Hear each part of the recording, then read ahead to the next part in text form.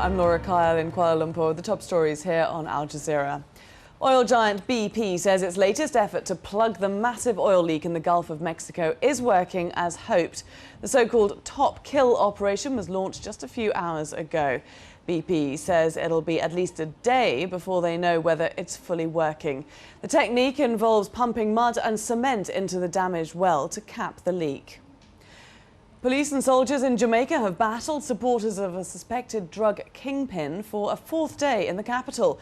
But security forces admit they still don't know the whereabouts of Christopher Coke, and the government says he may have fled the country. He's wanted in the US on drug trafficking and gun running charges. Police have arrested 500 people during the unrest, and at least 44 civilians have been killed. Al Jazeera's Sebastian Walker is in Kingston.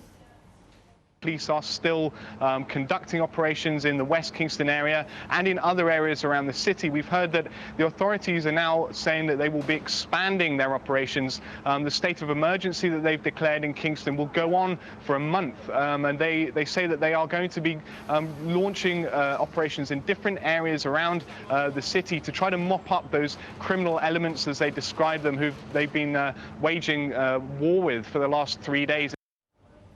At least 5 people have been killed by an explosion in the southern Russian city of Stavropol. At least 20 others were injured in the blast near a cultural centre where people were gathering for a Chechen dance concert.